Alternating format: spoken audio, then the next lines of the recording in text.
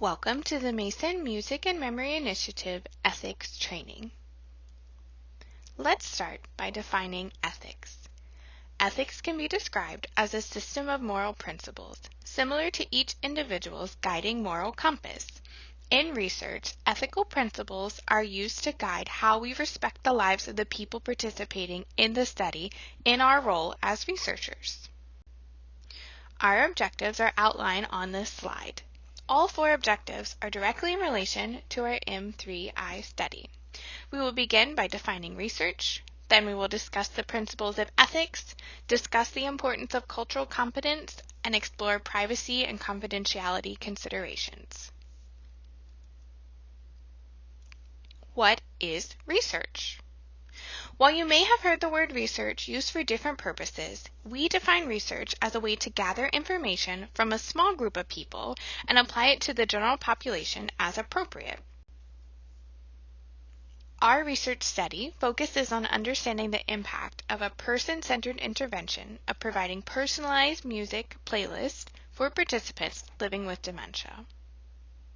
Our research includes 3 components of ethical considerations: the principles of ethics, cultural competence, and privacy and confidentiality. The ethical principles listed here are aligned with the international guidelines for research with humans. We honor the principles of respect, beneficence, and justice. Respect for persons includes autonomy, voluntariness, and informed consent. Autonomy means that participants are free to make their decisions without the influence of another person. An example of this is if the older adult you're working with refuses to put on their headphones to listen to the music. After 3 gentle tries, we respect their wish and put the headphones away. Voluntariness can be defined as a person's option to participate in research. They can end their participation at any time for any reason without consequence. In our study, it's important to understand that a person with dementia is allowed to refuse the music if they don't want to listen. No one is pressured to participate if they decline. Given this context, however, please try to gently engage the participant in other ways at least 3 times before putting the MP3 player and headphones away. As researchers, we are obligated to provide information to potential participants about the study so participants know what they're agreeing to, which allows them to give their informed consent. This information includes details about participation being voluntary and how participants can quit at any time, the purpose of the research, any expected risk of harm, and a clear description of what the participant is expected to do. For the M3I project, the informed consent comes from the family members of the participant due to the progression of dementia, leaving the participant unable to make an informed consent decision on his or her own. The resident will be given an assent form, which explains the study in a more basic way. The resident has the option of signing or not signing the assent form. The assent form is not binding, so the participant cannot be a part of the study unless the family member or other legal guardian has signed a consent form. Beneficence means that our actions as researchers should promote good to the people we work with. Our goal is to minimize the risk of harm and maximize the possible benefits of the research study. Beneficence is built into our research project because personalized playlists can reduce agitation and help the individual living with dementia reconnect with a part of themselves. Additionally, the music can help reduce the use of medication and help the individual living with dementia engage in interaction with others. Justice refers to how we want to give everyone the opportunity to have a fair share of resources. The burden of the research does not fall only on one group, while the benefits of the research fall on another group. Dementia does not discriminate. It affects people of all ethnicities, genders, and socioeconomic statuses. This project includes a broad range of participants from different backgrounds, and all participants will end up with access to the music intervention at the end of the study. Before we get into cultural competence, let's first define culture very briefly. Culture is a mix of one's values, beliefs, standards, norms, behaviors, language, communication styles, and thinking patterns. Cultural competence refers to understanding the importance of the social and cultural influences that impact a person's beliefs and behaviors. Cultural competence is important in research because it allows us to be able to communicate respectfully with others who come from different backgrounds. In addition to what you can observe about a person's culture from looking at them, we also need to be aware of the role dementia plays in their daily interactions. A diagnosis of dementia can dramatically alter the behavior of an older adult.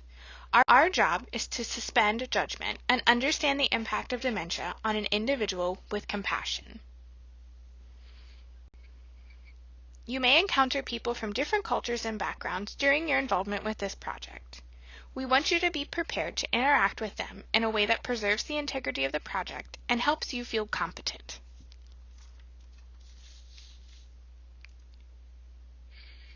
Now we will discuss privacy and confidentiality considerations in relation to the M3I study. To make sure we're all on the same page, let's define privacy as being able to keep your personal life to yourself. It's important for us to respect the privacy of the people in the facilities we enter because it is their right. What you may see in the facility is private. We're entering their home to conduct this research. While it may feel like a facility to you where you can come and go as you please, keep in mind that the residents live here. This is a lot different than what you may see people watching in a public park. While we are asking you to be compassionate, we also expect you to set boundaries as a researcher. Your job here is to collect data so that the power of our study can lead to positive changes over time. Establishing boundaries helps to protect the privacy of the participants in the study. Let's consider boundaries through a scenario. You have been observing Betty for the past 3 weeks. Betty's daughter is feeling overwhelmed and really needs a break. The daughter sees that you and Betty have developed good rapport, so the daughter asks you to spend extra time with Betty outside of the study to help take some pressure off of her. What do? Option A. Tell Betty's daughter that sounds great and you'd love to. You drop off dinner for Betty's daughter on your way home that day. Option B. Offer to spend some extra time with Betty just until the end of the study. You've already agreed to this study, so what's another 2 hours a week at the facility? Option C. Explain to Betty's daughter that it's important that you stick to your role as a researcher during the study to protect Betty's privacy. While all 3 of these may sound like compassionate responses, Option C protects Betty's privacy as a participant in the study. We just talked a lot about privacy, and now we're going to move on to confidentiality.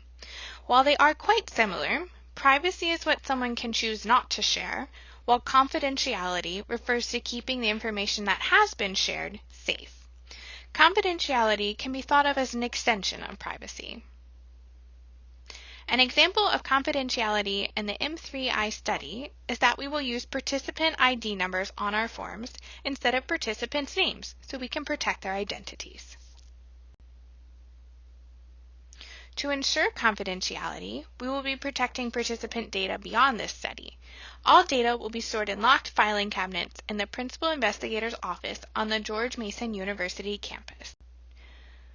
To conclude our discussion on privacy and confidentiality, please consider holding respect and compassion in mind for the residents and their families when you are in the facilities, as you are likely going to see situations that may seem unusual to you.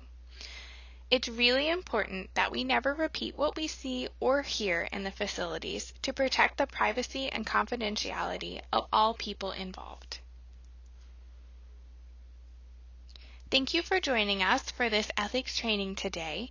If this training piqued your interest and you'd like to get more information on ethical considerations in research, please visit the website listed here.